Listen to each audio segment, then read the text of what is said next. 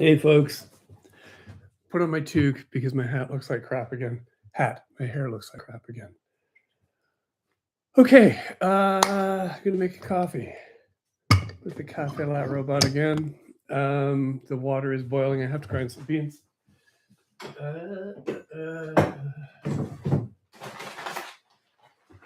And once again, using the Caliber coffee makes a good espresso. Okay, so far today, all that council has done, today is an executive committee meeting.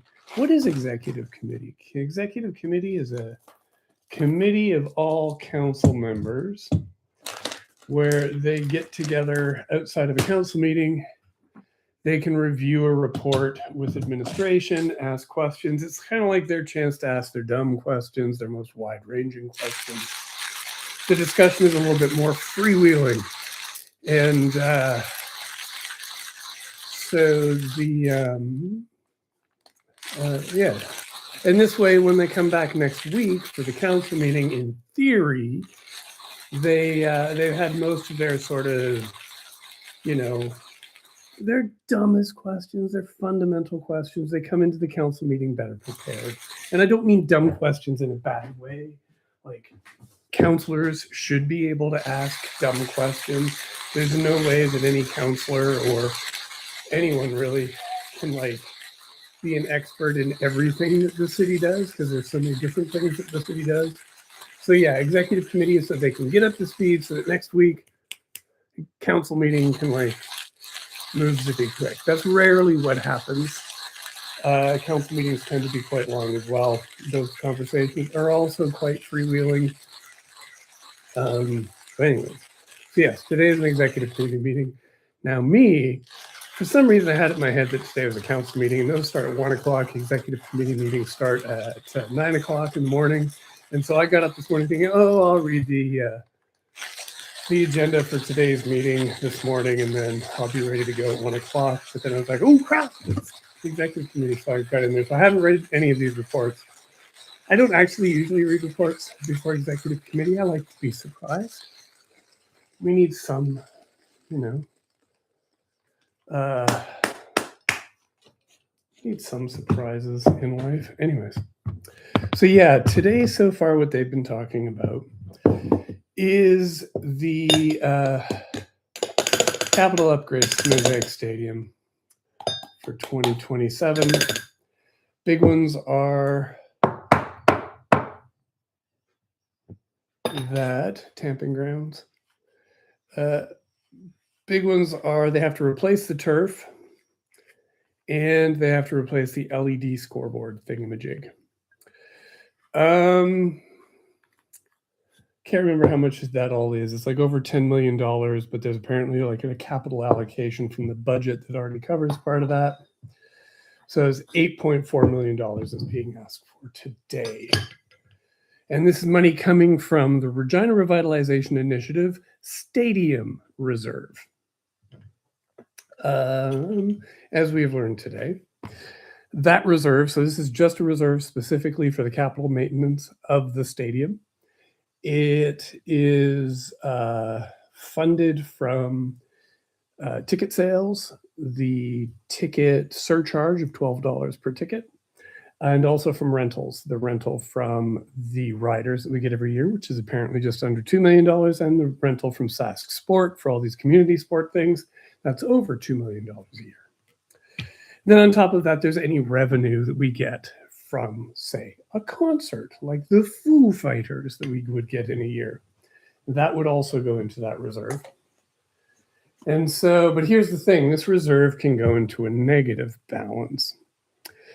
And I don't know, man. I know, so the administration is quite adamant. Well, this is the way it works. This is the way the bylaw was written. We knew that there would be peaks and valleys. And so the RRI Stadium Reserve will occasionally go into the negative. But that's okay. Don't fret about it.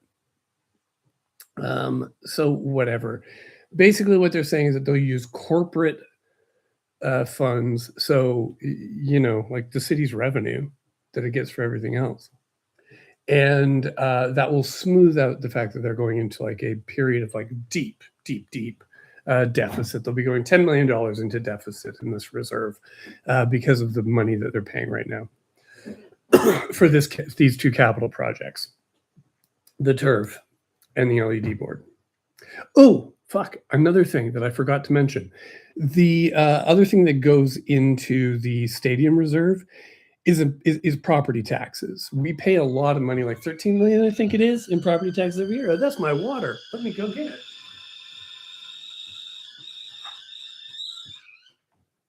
It might be more than that. I'm not 100% sure.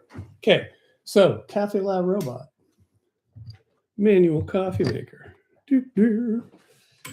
I will pour some hot water onto my grounds. I put my little doohickey in to separate the grounds from the water. And then, damn, I overfilled it. Not in a bad way, but I'm not overfilled it so it won't work. But, I don't know. Okay, here we go.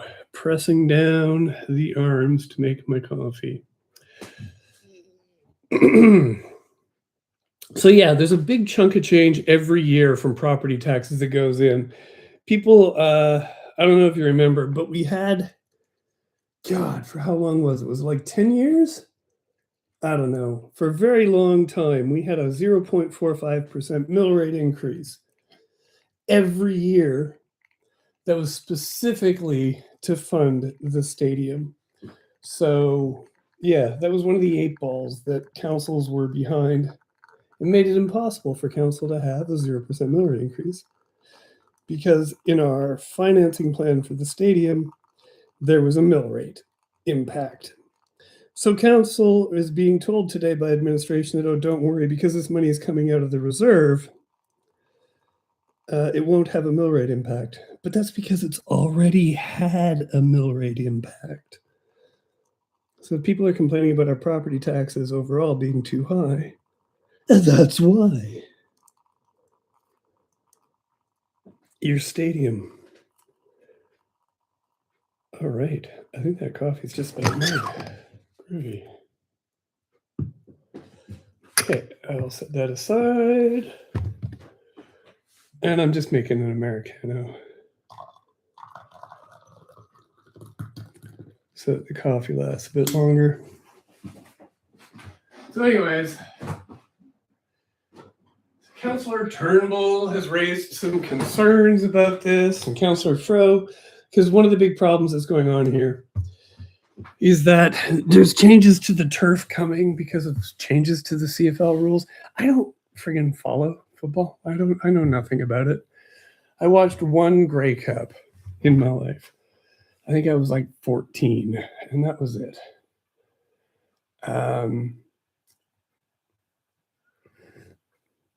So I know nothing about it, but apparently they're making the field shorter. Turnbull meant it was like Toronto and Montreal, which somebody on Blue Sky said that it was because the CFL wanted the fields to be shorter so the games would be faster and they'd be higher scoring. I don't know, man. I do like soccer, like me some World Cup, when it isn't, a clusterfuck. Yes, hey, Victory Renfrew. It is an awesome coffee press. It is the Cafe La Robot. There's a little logo there. I love it. Makes an awesome espresso. And it's not very expensive. So, well, it wasn't for me. I bought it used.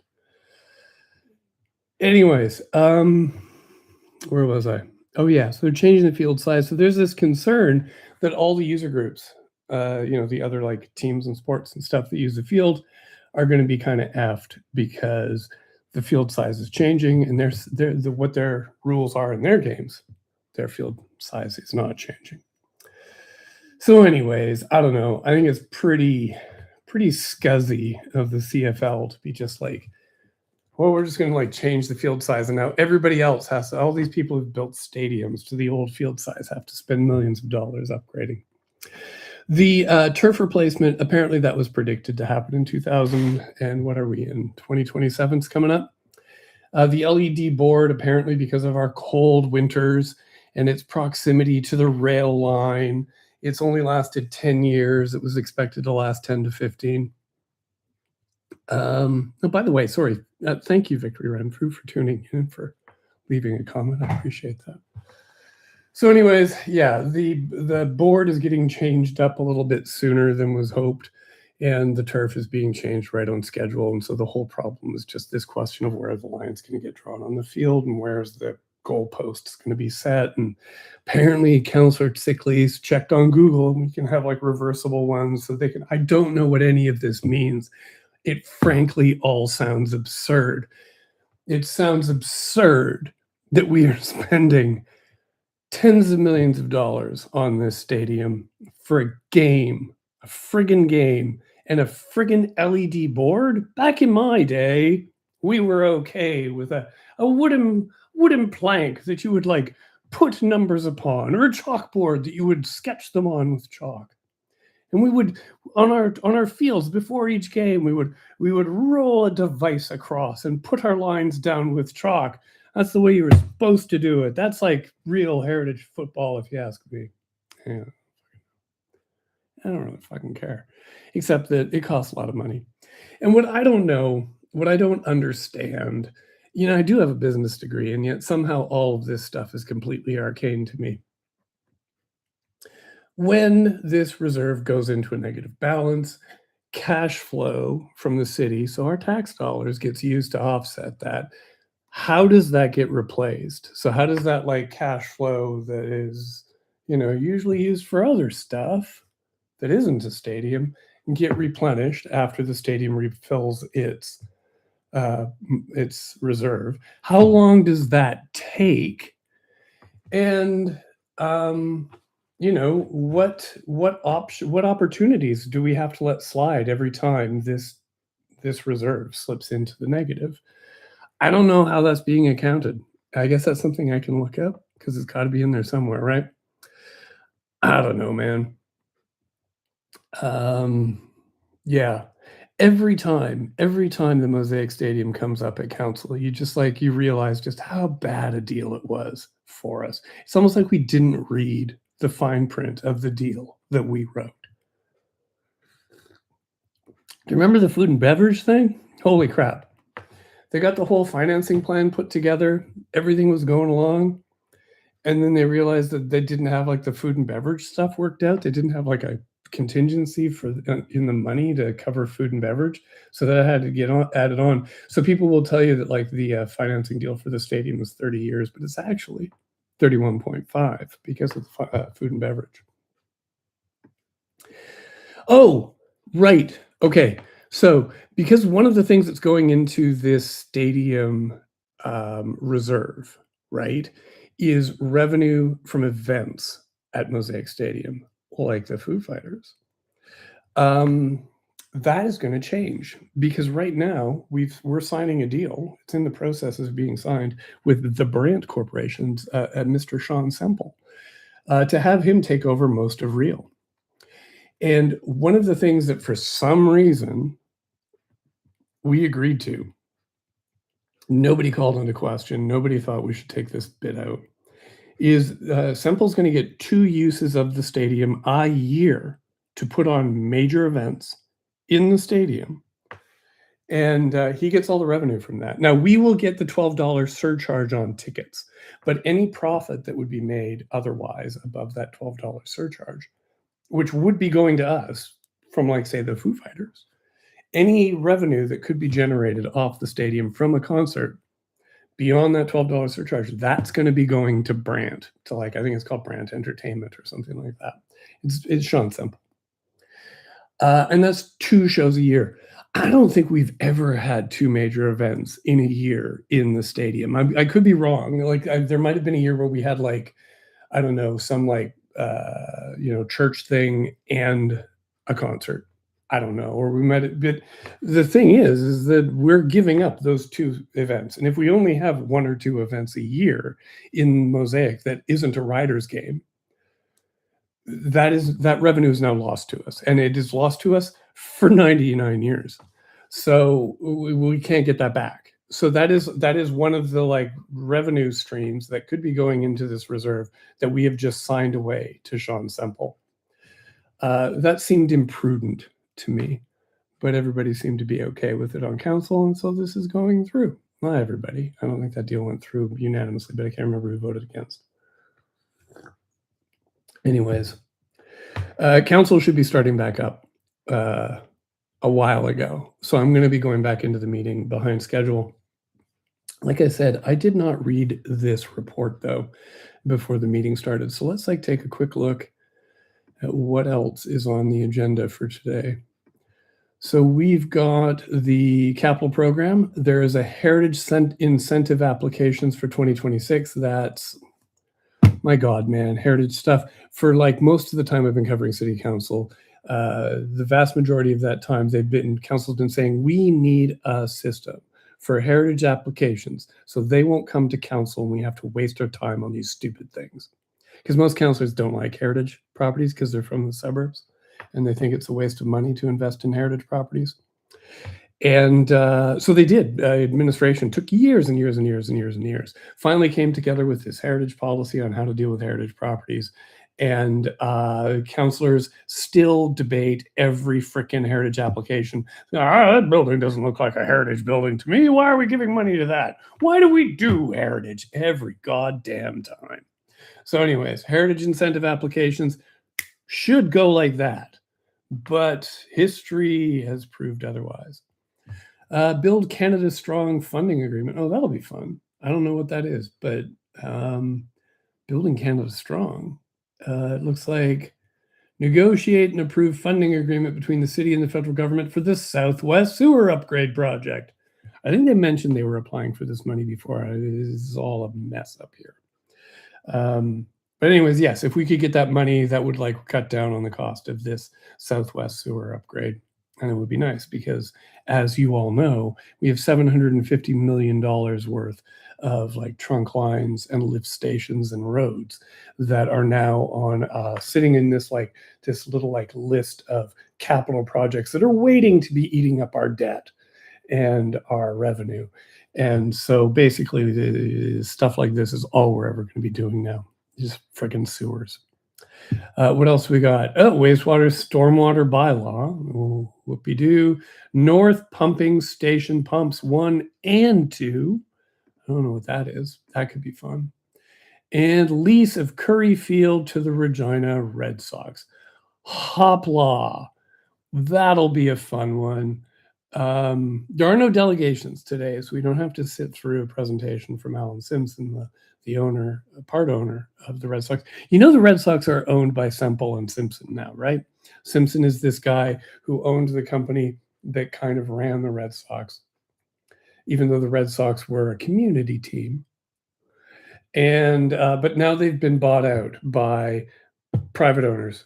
Alan Simpson from Living Sky Entertainments, that's what it was called, and Sean Semple from Real. So the Red Sox are now privately funded, effectively for-profit team, right? So yeah, okay. I've been rambling too much. Hey, I should let you know what's coming up this week on the Queen City Improvement Bureau. We won't be talking about today's executive committee meeting because on the weekend, Aiden and I hopped on the Arcola 60, the bus that goes from downtown all the way out to Chuka Boulevard and back, the Express. And we were joined by Suquinder Gainda, the president of the transit union, by Colin Lee Wilson, who is a transit operator, and by Ward 8 City Councilor Shannon Zakidniak. And we literally, like, this isn't a bit, we went to the back of the bus and we had like a recording device, we had microphones, and we sat on the bus and we took the Arcola 60 all the way down to Chuka Boulevard, and we got donuts at the Sustainable Tim Hortons on Chuka Boulevard, and then we took the bus back.